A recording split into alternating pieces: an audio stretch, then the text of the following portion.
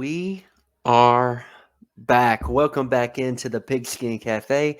My name is Hampton Sipper, and I will be your host this evening, recapping the Alabama versus Texas game. We're going to be talking about what went wrong for Alabama, what Texas did right, and where both teams go from here. So, going to be a fun show for you guys today. But before we dive in fully into that game, I had a couple notes about the weekend as a whole, and we're going to talk about this hopefully when Graham and Chase join me later in the week.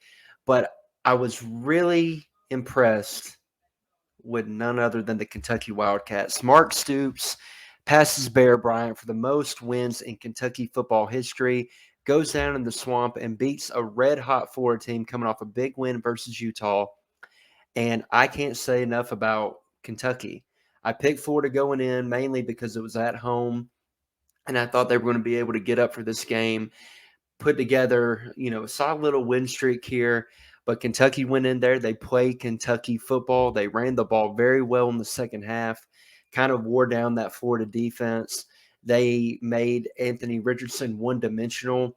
The guy that played in that Utah game was not the same guy that played against Kentucky because Kentucky did a really good job of keeping him in the pocket, keeping him contained, trying to make him a passer, and making him go past his first read. They took his first read away, and when they did that, that spelled problems for the Florida offense. But Kentucky, I will say it once, if I say it 1,000 more times, they're a top three, top four coach team in the SEC, one of the best in the country.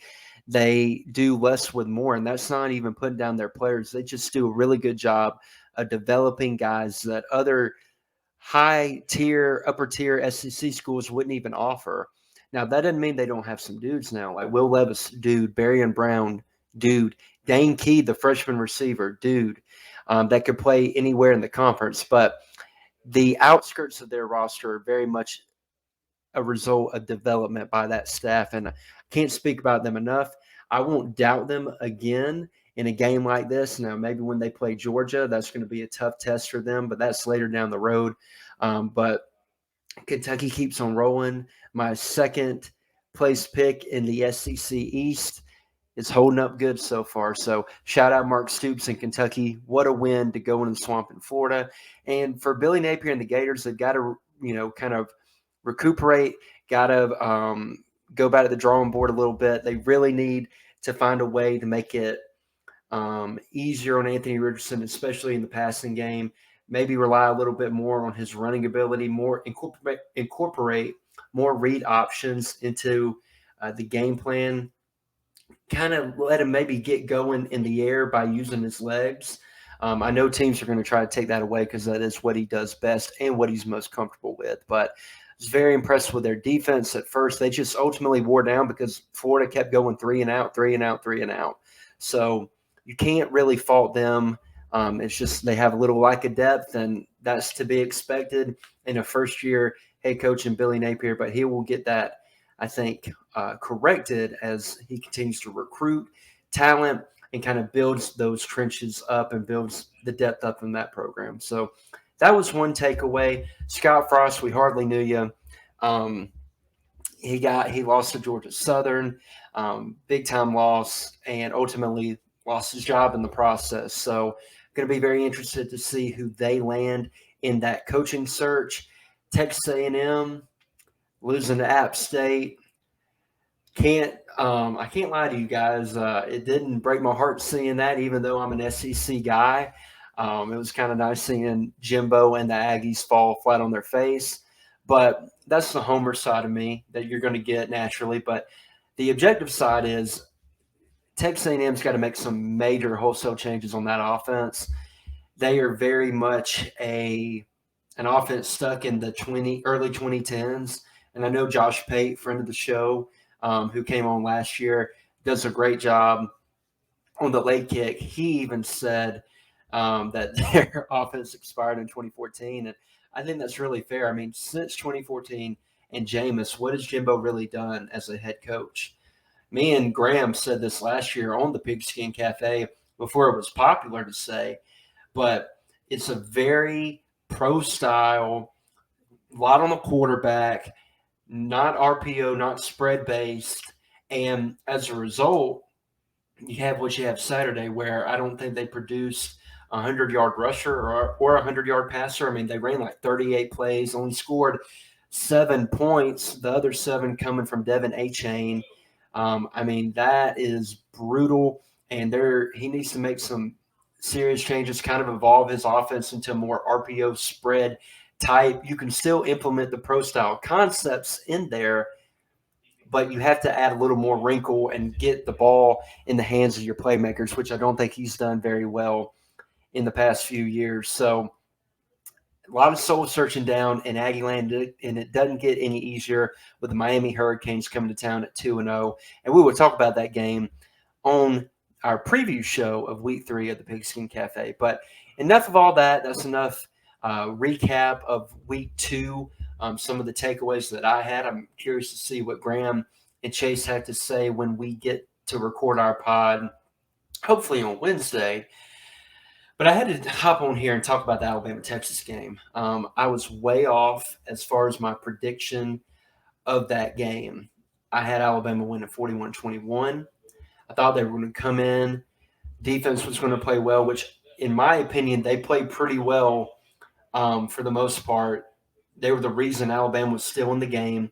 Definitely some things to clean up. Definitely some tackling needs to be improved. The cornerback position got a little more solidified as Terrion Arnold came in the game and played better than Kyrie Jackson had, the first couple drives. The lack of pass rush was a little concerning, considering Texas offensive line is not what I would consider elite. So the defense overall for Alabama, I thought, played pretty well and pretty up to my standard, other than the lack of pressure that they got on the quarterback. Only 3 sacks, only one by Will Anderson at the very end of the game. So that analysis part I had right. I totally missed it with the offense. I didn't think the offense would go in and have another repeat of the 2021 Iron Bowl, a 2021 LSU type performance. And that is exactly what it was in Austin. And another thing that I said before the game, and this, I got to give credit to Jimmy Stein. He's the first one I heard say this, and I made a point to say it because I totally agree with him. Alabama last year, other than the Mississippi State game, did not play well on the road. A&M lost, didn't play very well. Auburn, they won, but it was a close game. Florida, same thing, got out to an early lead, and the offense just combusted and couldn't do anything right. And I said at the very end of our last podcast, I was a little worried about that, but I thought maybe new team, better leadership, that would change, and it didn't. Alabama got off to a good start. First drive ended in 3 points, played pretty well. Then you had the second drive, have an 80-yard touchdown run. Jace McClellan catch Texas in a stunt. Ekior and J.C. Latham do a really good job of creating a hole for him to kind of burst through, and 80-yard touchdown run. You're like, all right, Alabama's going to roll from here. They're going to do they're going to put up 40 points because they were throwing the ball out of the backfield to Gibbs. That was getting chunk yards. They were running the ball pretty effectively to that point. But then from the second quarter to the beginning of the fourth, 6 3-and-outs in a row by the Alabama Crimson Tide offense. That's inexcusable with the amount of talent on this team. And I'm not going to be the guy that says this all falls on the feet of Bill O'Brien, or this all falls on the feet of the wide receivers' lack of ability to separate, or this all falls on the offensive line. It's a little bit of a piece of the pie for everybody. I thought the O-line did not play great. I don't think they were gosh awful like they were last year, when it was almost kind of circa 2005 honk if you sacked Brody. Last year it was honk if you sacked Bryce. It wasn't like that, but they definitely have some things to clean up. They definitely didn't play well, especially in pass protection. And part of that was they were not put in positions to succeed. I mean, when you are constantly second and long, third and long, and the defense knows that you're going to pass, and they can kind of pin their ears back and go, especially if you're young and inexperienced, which Alabama's offensive line kind of is, as far as like the five of them playing together, you're going to have some issues. And I think their issues are part of game, game planning and play calling. And I'm not the guy who's going to come on here and say fire Bill O'Brien. I'm not going to be the guy that says this is all his fault. I'm not going to do that. But he plays a part in this. And what I mean by that is this is the third or fourth time under his tenure that the offense has done something like this. And there are a couple key parts, I think, that are making the offense even more or kind of stall in these type of situations. Part of it is there's no reason Bryce Young should be up at the line making all these checks with 10 seconds left on the shot clock and then snapping the ball at 5 or less. There's none. The defense gets a beat when the ball snaps so they can kind of get a head start. There's no, there's a little bit of unexpectedness when you're, snapping the ball in the mid-teens, 10, 20 seconds, 10 seconds. But when you're waiting that long, it's just too much. I mean, this is not a pro offense. Now, in the pros, they do that all the time, but you're putting way too much on your quarterback and your offensive line to have these many checks. Okay. And you did that from like kind of the second to third on after a drive where you had a couple quick screens to the to Jermaine Burton, I believe, had a couple of screens to him, and then all of a sudden went 3 and out, and you could never get back in a rhythm. You never committed to the running game again, which is a big issue because Alabama wasn't gashing Texas by any stretch of the imagination, but they were getting pretty consistent yardage, 3 to 4 yard gains on first down. I mean, that's a winning play in my opinion. And that takes a little bit of pressure off your quarterback. And why abandon that run or abandon the running game? I have no idea. Then you throw on the receivers dropping the ball. Isaiah Bond had a huge drop. Burton had a drop during the game. And inability to separate was a big issue. I mean, there were a lot of times where, and part of their inability to separate was really on the play call and the formation that Bill O'Brien employed. I mean, you've got a lot of tight bunch sets that have everybody kind of running in the same direction. And I'm sure by the time the play is to its completion, somebody might be open, but you have an offensive line that is clearly not holding up in those long developing passing plays. So you need to change it up. You need to kind of pivot to a more quick intermediate passing game instead of condensing everything, spread everybody out and go 3 to 4 wide. And they did that in the fourth quarter. I mean, Camelot too, instead of being tight in line with the offensive line, he kind of split out and went to the slot. That increased the spacing and made Texas have to defend the whole field instead of kind of the box that the Alabama was in with those bunch sets. And I want to give a credit to Landon Beeman. Shout out to him for kind of discovering that upon rewatch. And when I rewatched the fourth quarter, I noticed that too. There was definitely a change in philosophy and a change in how they attacked that Texas defense. And then you had Bryce go 15 to 19 for 120 yards and a touchdown in the fourth quarter. I mean, Alabama doubled its output in the fourth quarter than what it had in the first 3. They had 182, I believe, in the first 3 and 184 in the fourth alone. And part of that is they stopped doing the ridiculous, let's check it with 5 seconds left. They went a lot more up tempo and they spread Texas out and they let the playmakers play. And I think more of that approach is needed. And I'm going to also say this. While all that can be true, I think Bryce can be better. In the first 3 quarters, Bryce, I didn't think played a great game. Now, part of that, offensive line, no doubt about it. Part of that is receivers not separating quickly, no doubt about it. But there were times that he held onto the ball too long, trying to make a big play instead of just taking what's there.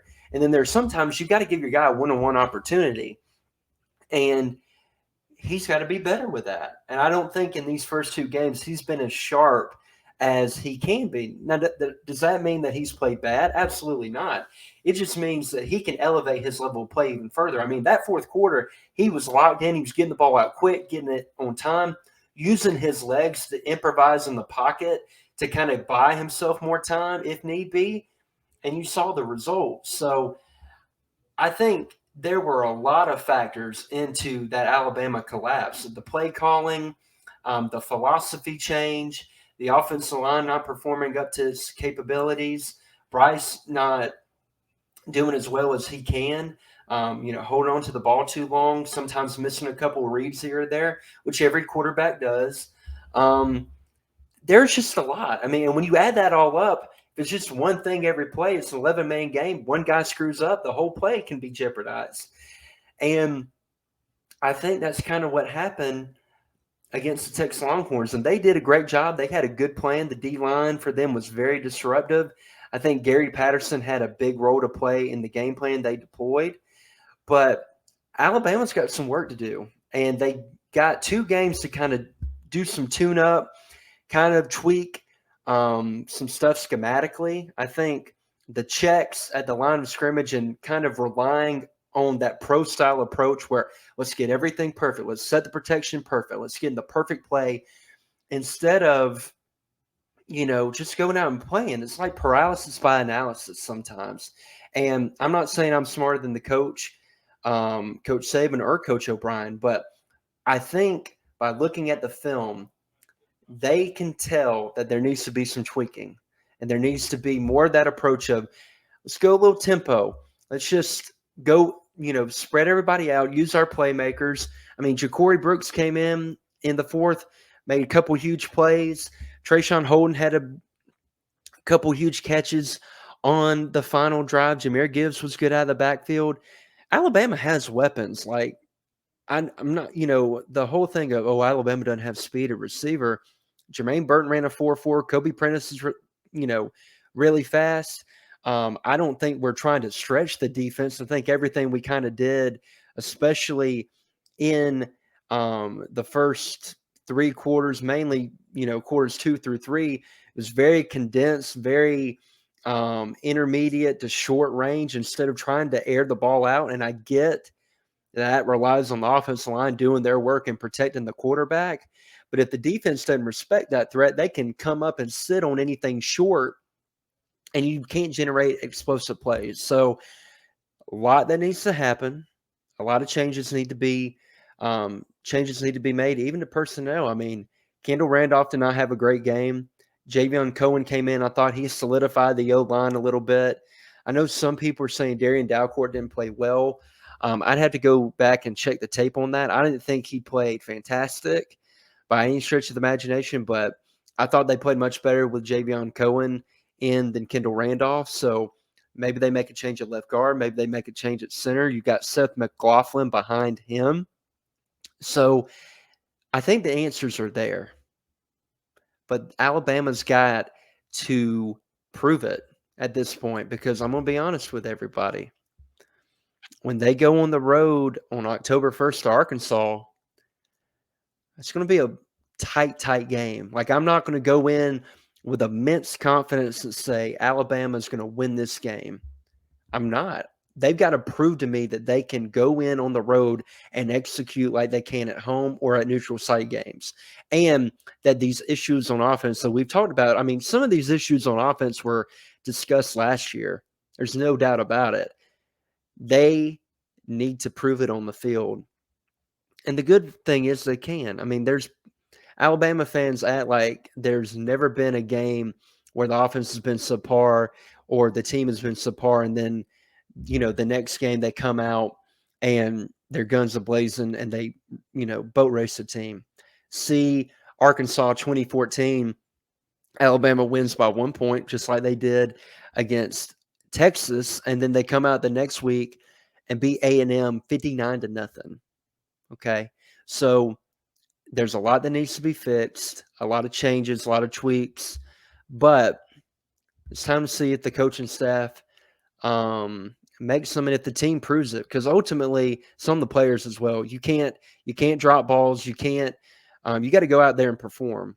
And I'm very anxious to see how they respond against Louisiana Monroe this Saturday in Bryant Denny Stadium, and we will be tracking how they do, and we're going to be really eyeing that October 1st game against the Arkansas Razorbacks, who have looked really good through 2 weeks. But those are my thoughts on Alabama, Texas. I would love to hear your thoughts in the comments. What do you think is wrong with the Alabama offense? What do you attribute the struggles to? I kind of laid out my case where I think it's a multifaceted issue instead of just Bill O'Brien. I think they kind of all weave together. They all play a part. Really interested to hear your thoughts. Thank you so much for listening to us on the Pigskin Cafe. If this is your first time listening to us, be sure to hit that subscribe button, hit that notification bell, not bill. I'm not going to bill you anything. Notification bell, and give us a like, give us a comment, and follow us on social media and on Spotify and Apple, where you can listen to the podcast version of this episode. Now, the Pigskin Cafe is closed for now, but until next time, when we're talking college football week three, chew on that.